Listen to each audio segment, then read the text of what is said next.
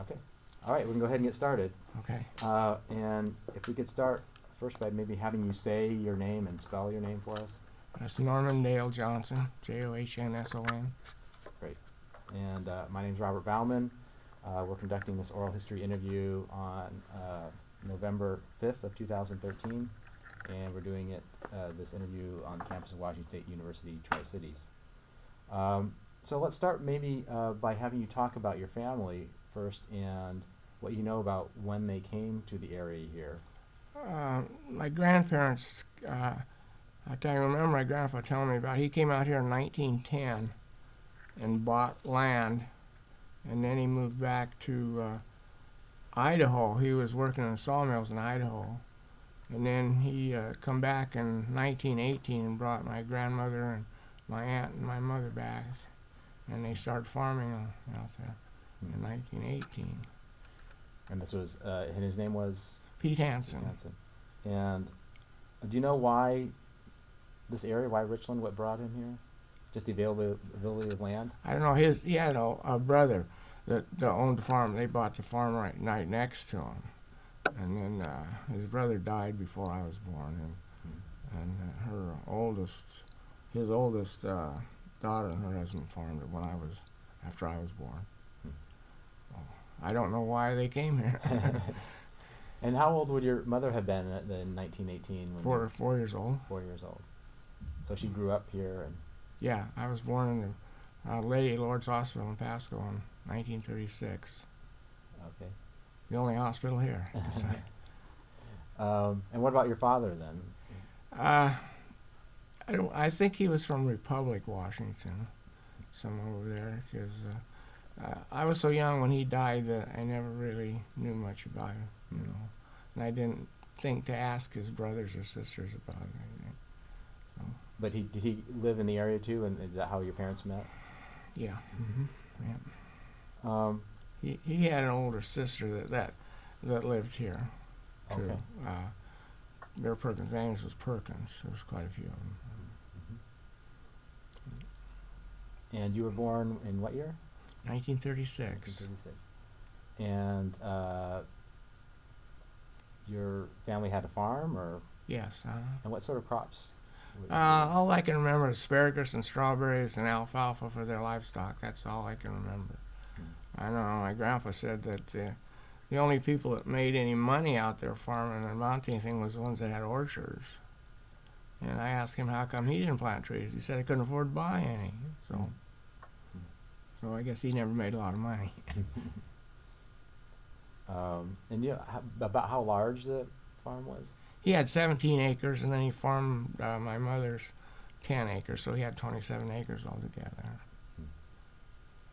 And do you remember any other buildings on the property, barn, storage buildings? Yeah, we had that. There was a storage building right behind our house. It was maybe 40 feet to the rear of our house, and we always called it the other house. I think it had been actually in a residence of somebody's at one time, but I don't know when.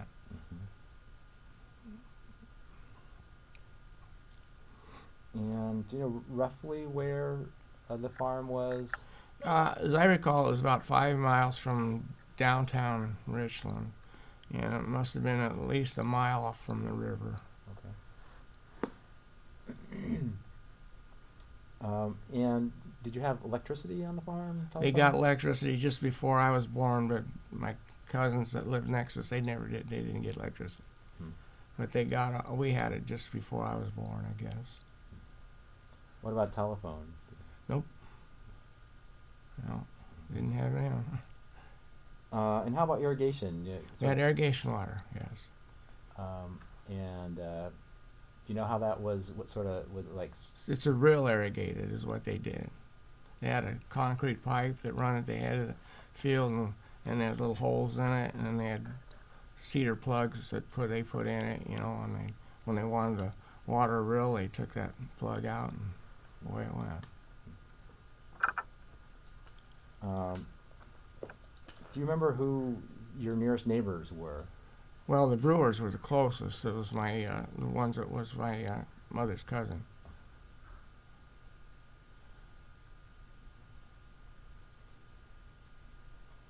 So what do you remember about the area from the time you were growing up here? Well, not a whole lot. I remember a few things, but I remember when they shut our water off. They shut all our irrigation water off. The government did, and so we couldn't irrigate anything. So my grandfather went to work, and as I recall, it was over in Big Pasco for somebody over for when they were building the warehouses over there, and just me and my grandmother there, and my mother was working at the post office, and the government brought some prisoner of war out there and just left them. Didn't let that. You know what they did? They had them doing something out there. Mm. I remember my grandma was really worried about. They're Italians, is what they were, and that would have been in like 43 or 44, something like that. Okay. And, So did you go to school in I Richmond? went to the first and second grade. In the first grade, we went all day, but the second grade, the population had grown so much that they had two shifts. I had the afternoon shift. And, so that's all. And then that was the only time I went to school in Richland was first and second grade. Okay. So was second grade like 1943, 44? Or Yeah, something? it must have been from the 43, 44 year, yeah. What do you remember anything about the school itself, the building, or? Yeah, any it seemed like teachers? it was over there where Lewis and Clark is now, I think, is where it was the only school there. Seemed to me like it was a long building, and at one end, she started at, would have been north end, and the first grades, and then as he went farther the other way, the grades went up. And I don't know how far they went up. It might have been high school on the other end, I don't know. But I know I had cousins that went in the other end, and they were like 5 and 7 years older than me. And they went up in the other end of the building. And how did you get to school? Was there a school bus? Or, Yeah, a school bus. was it fairly standard sort of school bus, or I mean, Yeah. what we think of as a school bus now, or? No, probably not as good as school buses now. I don't imagine. No, nothing like that. But I don't remember what they were like. Okay. So you went there. You said first and second grade. Yeah. And what happened then after second grade? Well, that was when my grandfather was building a house in his spare time over in Kennewick and on 500 block on Rainier. And when he got it done, that summer '44, we moved over there. And I think we went back to the farm one time just to look at it. And I remember my grandfather telling me he wanted to buy the building, the house, and move it to Kennewick, and they wouldn't sell it to him. He was not happy about that either. So. And what they did with it, I don't know. So you were able to stay at the house into 1944, is that? Yeah, yes. But then you had to leave, is that? Well, Or, but we did. I don't know if they were actually forced to leave at that time, but we did. We went. When my grandfather got the house finished in Kennewick, we moved over there. and do you remember when the government started sort of moving in, and you have Well, memories from that period? At the time before they moved in, my mother was working for the irrigation department for Mr. Fletcher. I think he was on the irrigation department. And she said they had heard something was going on, something was going to come here, and they didn't know what, And I imagine that would have been in probably 41 or 2. And so then she, of course, that job went away when they shut the water off, so she went to work for the postal department in the post office Oh, okay. in Canada and Richland. But you don't know if your mother or grandparents ever got a notice saying you have to leave by a certain time. I think they did, yeah.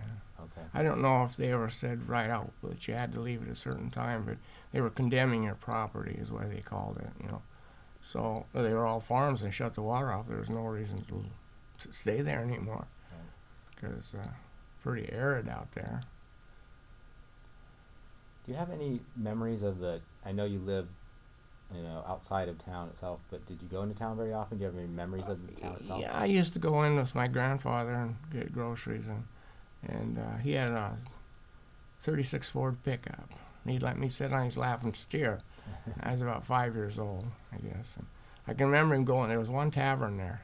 I can remember him going in there, and I could go in with him. I had to sit way in the back. I had a bench back there in the back, and I sat back there and waited for him. And we'd go to get groceries at John Dan's grocery store. He had a partner too, but I don't remember what his name was at all. But, that's about all I can remember about downtown there. Do you remember any other institutions? You remember churches or anything along those lines? No, I don't. Okay.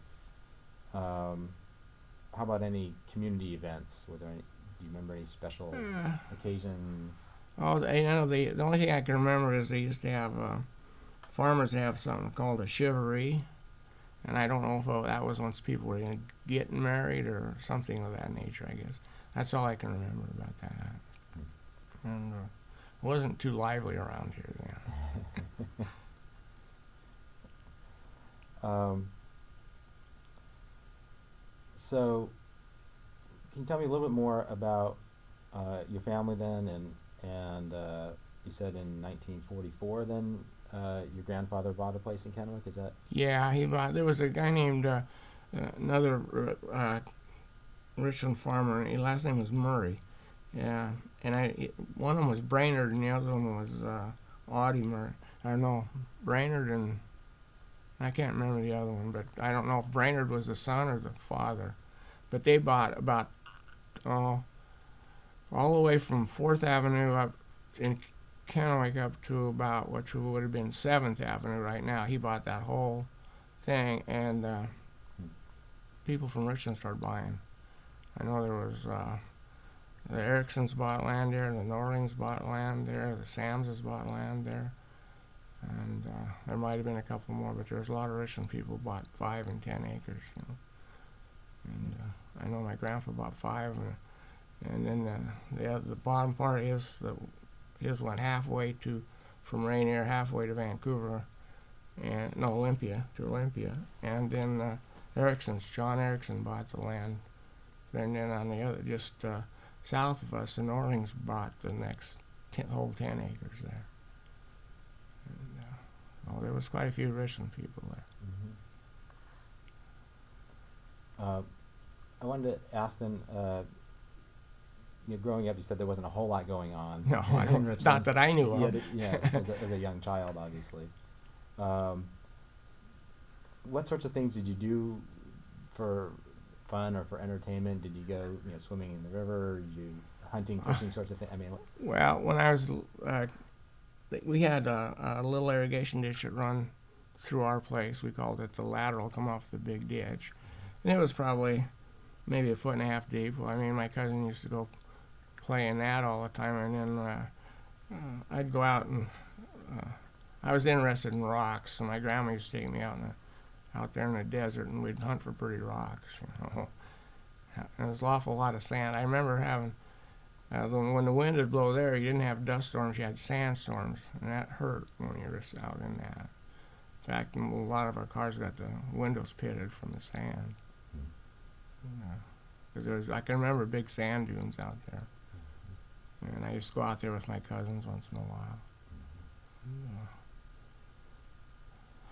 Like I said, there wasn't a whole lot going on. I was too young to do any sports or anything. And I can remember my cousin, who was 7 years older than me, one of the brewers, Max Brewer.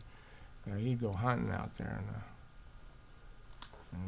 and one exciting thing I remember, he was hunting with Vern McGann, I think it was, and his gun went off and hit Vern in the shoulder. That was a big, exciting thing. It's 22, so it didn't do a whole lot of damage, but still pretty exciting. And I remember one thing too. After the Navy put that base in Pasco, they had those trainers, planes. They were training pilots. They were yellow, and they were double wing, one over the top of the other, and they had 2 open cockpits in them. What they were, and they used to come down so low that my dog would get up on a haystack and bark at them. They'd come in so low, and then 2 of them crashed out there between us and Brewers one time. One of them crashed, and the other one tried to land in the sagebrush, and he couldn't land one of those in the sagebrush. So there's parts all over out there. Hmm. And I heard some of the farmers used to shoot at them with shotguns. They'd come down. They'd come down so low they'd go underneath the telephone wires. Wow. So just a bunch of young guys, Mhm. and learned to fly. Yeah. But they were over there all the time. So when did that start? Like in 42 or 43 probably. Mhm. Yeah. Did you ever talk with your mom, your grandparents, later about Yeah. leaving and what their perspective was on that? Well, they weren't real happy about it. Like most of the farmers were really unhappy about it. But my grandfather didn't. He was from Norway, so he didn't. He thought that was the way things went. So he he went to work for some company that was building a big Pasco over there, and then in 1947 he went to work for DuPont. And I think he only worked for DuPont for about 6 months, and DuPont left, and General Electric took over. And he thought that was great, the best job he ever had, he said. Hmm. He was a Teamster. He drove from Central Stores to 300 area. He delivered things that were ordered for 300 area from Central Stores. Hmm. And And do you know how long he did that? till he retired in those days, when you turned 65, you could work till the end of that month, and then you couldn't work there any longer. So he retired in October of 53. He was not happy about that either. Mhm. He didn't want to retire. Did anyone else from your family work at Hanford at all? Any other? Yeah, my mother's cousin's husband, Lawrence Brewer, worked out there. And let's see, think who else did. Must be somebody else, but I can't remember if any of them did out there or not. Oh yeah, no, they were neighbors. I remember some neighbors that worked out there. And I think you said you talked to one of them, Gordon Cass or Norman Cass. Gordon Cass. Yeah, he worked out there. I don't think Norman did, but Right, Gordon did. That's right. yeah. You said your grandfather enjoyed the job, or working out there, or right? Did it seem strange at all working at the place where you used to have a farm, or? No, not to him. He was just he thought General Electric was a fabulous place to work. He just because he was from Norway, and he'd worked in real hard jobs, and sawmill and stuff like that. And this is just driving a truck from Central Stores to 300 area, and he thought it was great. Now, have you or any of your family members had a chance to go back and at some point later and see the place at all, or? Our place, or Yeah. no? Well, my sister's oldest daughter got to go out there at our old farm one time, but I talked to her the other day, and I told her I'd like to go out there, and she said she'd try to get a hold of somebody, but I don't think she has. But they never lived out there. I'm the only one left alive in our family that lived out there on either one of those farms. My cousin just died last summer. She was 5 years older than me. So her and I were the last ones, and now just me now. And who was your cousin? Donna Bowder. And they lived over there up in Meadow Springs. Why do you think it's important for us to do this sort of thing, for us to get the stories of people who used to live? Well, anything in history is worth keeping, I think. We shouldn't lose our history on anything, I don't think. But there should be a lot of people left, descendants of the people that came out here. I'm sure they would like to know what their grandparents did, and I think it's very interesting, really. Are there any special memories that you have from? And I know you were very young when you moved away to Kennewick. Were any special memories you have from the time you did live in on the farms in Richland that sort of stand out to you that you haven't mentioned yet? Yeah. Well, I can remember my cousin, one that just died. Her and I used to have to pick a row of strawberries, and then my grandma would let us go play in the irrigation ditch. So that was a big deal for me. I was about 5 years old at that point. That was your reward. Yeah. Yeah. Yeah. I was gonna ask you, did you have any certain chores or things that you had to do to help out? Yeah, I had a little car, pedal car, but pretty hard to pedal in the sand, you know. So, yeah, I can remember having electric trains, you know, stuff like that. And one thing I remember about the house was the front room was real long. In those days, you didn't have carpet. We had linoleum. And I had a little dog, a fox terrier, and I'd throw that ball in that front room, and he'd just chase it, and he'd just spin, you know. And then he couldn't stop, and he'd smack right into the wall. So I had a lot of fun with that.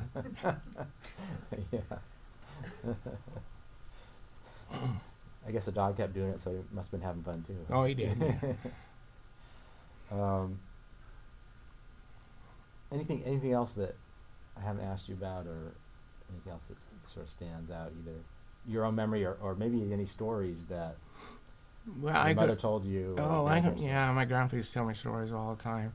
He said they used to have down the Columbia River. Of course, it was a lot swifter than it is now because McGarry Dam wasn't there. Right. They had what they called a boom out there. It was a big log that was long one that was out there and it would catch all the driftwood, and they'd go down there and for firewood, I guess, is what they used it for. And he said he went down there one time when they were netting salmon, and he said he'd come back with a whole back seat full of salmon in his old car. And he said they used to catch sturgeon down there about 12 feet long, and they'd hook the line onto a team of horses and drag them out of the river. And that's a big fish, 12 feet long sturgeon. Yeah. But, that's about all he ever said, too much. Not anything. He just farmed, was all he did, you know. Never had no hobbies or anything, he just farmed. So if someone was to ask you what it was like growing up, you know, at least part of your youth in Richland, what the town was like, how Very would you small, describe it? very small. You know, wasn't nothing there really. You know, and I've had people tell me, well, they didn't think there was a Richland before the Hampton Project, and I said, sure was, because I lived there. I said, I don't know if they believe me or not. But, I can remember going to town with my grandfather, and I remember when the strawberries would come on, I used to eat them till I get sick. You know, just things like I remember one time, my mother used to take me to the movies on Sundays, and we'd go over to Pasco, the Liberty Theater in Pasco. There was only two theaters here, the Roxy Theater in Kennewick and the Liberty Theater in Pasco. And we went to the Liberty Theater one time. That was before the government came in. And it's on Sunday, and we come home, and there was they were picking ducks, feathers out of ducks, and there my cousin, Max Brewer, he'd went up, was hunting, and he'd run into a bunch of ducks were sitting on what little water was left in the irrigation ditch, and he shot into a bunch of them, got 12 of them with one shot. So smelled pretty bad in there. Duck feathers, when they get wet, smell a little bad. That's one of the things I remember that kind of stands out in my memory. Sure. But you know, I lose a lot from that being that young. I forget a lot of things that happened. And it was nice living on the farm. You know, really. Mm-hmm. When I was a kid, I don't know if I'd liked it when I got to be a teenager or not. But So, have you sort of stayed in the area then? Most of your yeah. life, moved to I Kennewick? wanted to work for General Electric when I was 18, 1955, and I retired from Westinghouse in 94. Worked for 4 different companies there while I was working there. So. And so, when you started working for GE, what sort of work were you doing? I was on, you know, when I was 18, you couldn't really get too much of a job. I was working in a printing shop in the 700 area.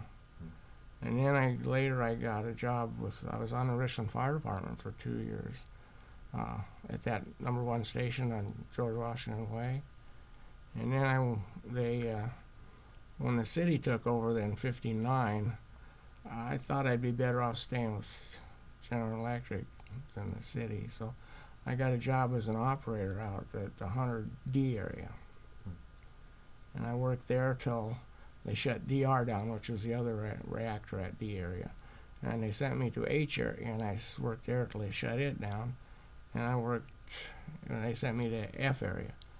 And I worked there till they shut it down. And I was an old powerhouse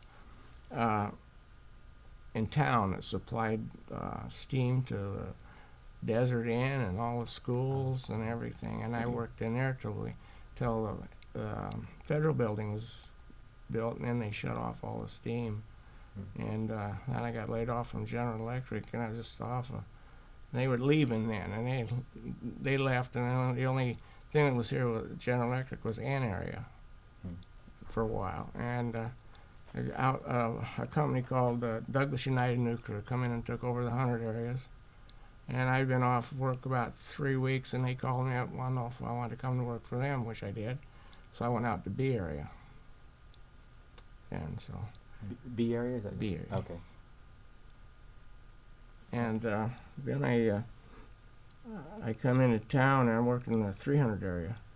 And then when they shut B area down, I put an application. I was down low on the seniority list, so I put an application in with Battelle, and they offered me a job in I think it was June of '67.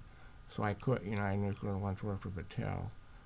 And then when Battelle Westinghouse came in 1970, the building I was working in, and my manager was going to Westinghouse, so I had a choice. I went to Westinghouse too, and I worked for them from 1970 to '94 in the 300 area. So altogether, almost 30 years. I was there roughly. 39, a little over 39 years. Right, almost 40 years, right. So when you worked at D reactor, you said? I worked in the water department out Oh, in the there. water department, okay. And so what sorts of jobs or tasks did you have there? Well, there was a lot of jobs in pump rooms. I worked on the filter plant, and then they had what we did. We pumped the water out of the river and up to the 183 building, which was the filter plant, and we treated it with some stuff that I can't remember the names of, and then we filtered it and sent it down to the 190 buildings, which had they had eight synchronous electric pumps in there, and they pumped the water from there through the reactor to cool the reactor. And so it was quite a few. I remember that it was shift work. There was 22 operators on each shift at that point, and then there was a few on day shift to relieve people. So, a lot of people out there then. Yeah. The department I was in had over 500 employees when I went to work. The power department, they call it. When I retired, it was about 150 of us, I think. Wow. I assume you needed to have security clearance, some sort of. Yeah, I had Q clearance most of the time, yes. Were you ever working in jobs where you had to wear special protective equipment, or possibility of exposure to radiation? Yeah. The last 15 years out there, I went into what they called air balance. We did in-place testing of the HEPA filters that filtered the air before it was released to the atmosphere, and I got into some pretty hot things a few times. Changed the filters in the 324 building one time. It was 350R. They were doing some work in one of the cells for the German government, and they got it real crapped up. And, Roughly what time period would this have been? that would have been in probably '86, something okay. like that. And so did you have to have dosimeter, Yeah. something along those lines? He had see, I'd have even had rings on for it, and I had 2 dosimeters, one in each front pocket. Had 2 pair of coveralls, on shoe covers and then boots over that. And you had a skull cap on and a hood over that. And then you had a salt mask that covered your whole face. You had 2 pair. You put surgical gloves on and then canner gloves on. And these were all taped to your outer pair of coveralls. And then they went around and taped everything that was showing, so there was no skin showing. Mm-hmm.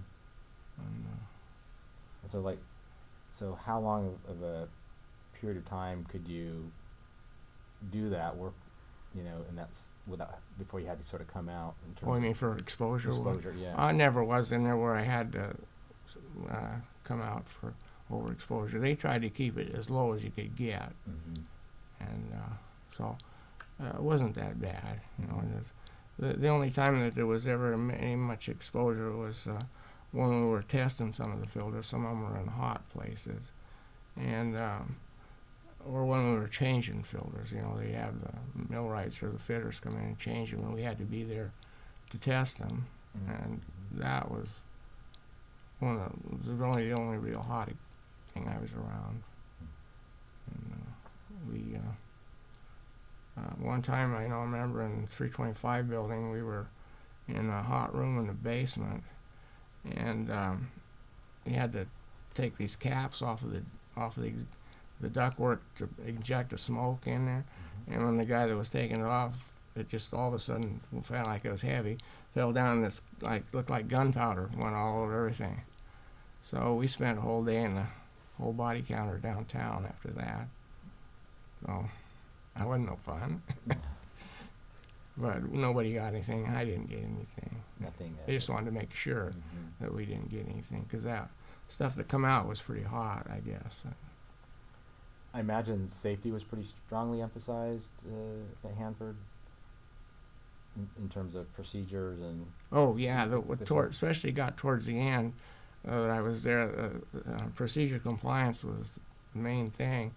If you didn't follow procedures, some people lost their jobs because of that. And I remember one time, I usually run a machine that detected how bad the filters were leaking, and we got some new ones in that the old ones had just push buttons on them, and the new ones had toggle switches. And we were going to do a job one time, and they had only wrote a procedure for one of them, the push buttons, not the toggle switches. So he had to quit. We couldn't finish the job, which I thought was really stupid. You know, what difference does it make whether you push a button or flip a toggle switch? But they had to write another procedure for it. So that got kind of irritating. It was hard to get used to that, where you used to go in there and get a job done, and after the procedure compliance came along, you couldn't do that. Mm-hmm. Took 3 times as long to do a job.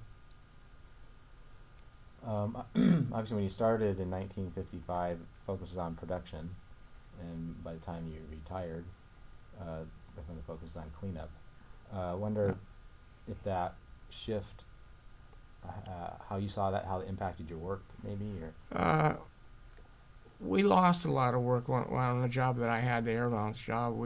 Some of our main buildings, and I was just a 300. We took care of 300 area and 400 area, and the 300 area in 1987, I think it was. They transferred a lot of our buildings to Battelle for some reason. I don't know what the reason was for that, and so we lost. Our job we lost a lot of. We didn't get as much radiation exposure after that. And they work ordered me to Battelle for a while, and Battelle wanted to keep on doing that, and Westinghouse wouldn't let him do it. So, and I had a chance. I could have transferred from Westinghouse to Battelle when they did that, but if I had been 10 years younger, I probably would have done it. But I was around 50 years old then, so.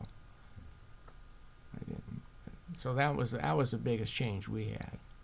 And then the problem was we used to all these buildings were scheduled to be tore down in the 300 area, and if we would suggest that they do something, they say, no, I'm not going to spend that kind of money on this building because we're going to tear it down in a couple of years. So we kind of got kind of frustrated, and I was glad to get out of there. And things were changing, and I was too old to change with it.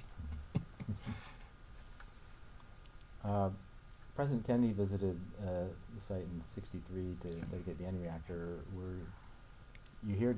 Were you happen to be on site at the day? I was here, but I was working graveyard, and I didn't feel like staying up that long to go see him. That makes sense. Yeah. Were there any significant incidents, events, sort of things that stand out in your mind from your years working at Hanford? That you remember? Yeah, well, when I worked on the fire department, I was, I was the youngest guy there. Actually, I was 20 years old when I went to work on the fire department, and used to have to ride the back of that truck. And when you'd have a fire, we had a lot of false alarms. These kids that pull in pull boxes all over town, but you had to respond just like it was a real fire. And a lot of them we'd get was at the Bomber Bowl after a football game, But you'd be in bed, sleeping in the wintertime, and all of a sudden all the lights would come on, and those bells would go bong, bong, like that, and just come fogging up out of there. And then you hit that cold air out there, and it was a real shock. In fact, I talked to a guy that works on a Seattle Fire Department, and I told him, he said, "Oh, they won't let you do that no more. They won't let you ride the back of that truck." He asked me if we were tied on. I said, "Oh, we hung on pretty hard though." You just had to deal back there, and it was a good place to work. I really did like it. It got late before I retired. It was not here as good, because I was one of the youngest guys out there in my department, and most of the other older guys that I'd worked with had either died or retired, so it wasn't the same anymore. What of the different jobs you had at Hanford, different parts of the site that you worked, was there a job that you sort of found the most rewarding, that you maybe enjoyed the most, or one maybe you found the most challenging? The last one I had, the air balance job, was. Yeah, there was a lot of math, and you had to figure out airflows, and we had to take airflows. We had to test. They had open-faced hoods in there, and you had to check them. I think we checked them once a month to make sure the flow was up to standard. And I know one guy was vice president out there when he retired. He used to see us. He'd stop and tell us that, "You guys what you're doing is more important than any other job out here. So you're keeping people safe," he said. So he was really appreciated that he would, the vice president would notice us, But I thought it was the best. I thought it was the most challenging job I had out there. You had to use your brain a little bit, and stuff. You started to talk about this a little bit. Maybe ask you to talk about it a little more. So how was Hanford as a place to work? What overall your impressions of your almost 40 years working there?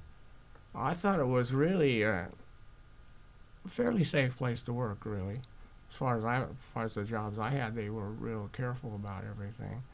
I know my uncle took me through a plywood plant in Longview one time, and safety wasn't near as good there as it was at Hanford. It was really easy to see that. And it was a good job, really. As it went on, you had to go through more things. They were always sending you to a class that didn't help you a bit. I didn't think, but it was a good place to work. I teach a class on the Cold War, and a number of the students that I have in my class were born after the Cold War ended, Mhm. and so have no memories at all of the Cold War. Of course, you were working at Hanford. Much of the time you were working at Hanford was during Yeah, the it Cold War. was, yes. So I wonder, for young people today or future generations, how would you sort of describe working at Hanford during this period of the Cold War? Explain to them what that was like. Well, it was, I don't know how you would say it's a good place to work, and they took real good care of you out there, I thought, did. And it was, the only thing I didn't like about it was shift work. I didn't care for that. My wife used to tell when I was coming towards the end of graveyard, she would say, "You're getting to be halfway decent to live with again." So you must be. It was. See, we changed shifts. We didn't work one straight shift. You work a week of swing, a week of graveyard, and a week of days. It's a terrible shift. And anything would have been better than that. But I would say, if you don't mind shift work, it was great, because I was lucky. I ended up, when I went to work with Battelle, I got day shift most of the time. So, but they were good people to work for. They were pretty honest people were out there. They all had Q clearances, and so they had to be pretty reputable people to work there. So that was nice, to work with people you could trust and depend on. And it was an all-around good place to work for me. I'm not sure how it is now, but I have relatives out there now, quite a few of them. Is there anything I haven't asked you about in terms of your work at Hanford, or anything you haven't had a chance to talk about yet that you'd like to talk about? I can't think of anything now. I probably will when I get home, but can't think of it now. Some stuff comes back to me every once in a while that I don't think of all the time. And, there was a lot of funny things that happened out there. And I remember one time, the guys with my supervisor at graveyard, they'd always go dump their garbage, the waste baskets out of their office. And it was still dark out, and he dumped it in, and a raccoon come out. About scared him to death, I guess. And I remember one time they had knocked a reactor down, and the raccoons got in there where the transformers were, and he jumped from one to the other one. Well, it zapped him right in midair, So it knocked the reactor down.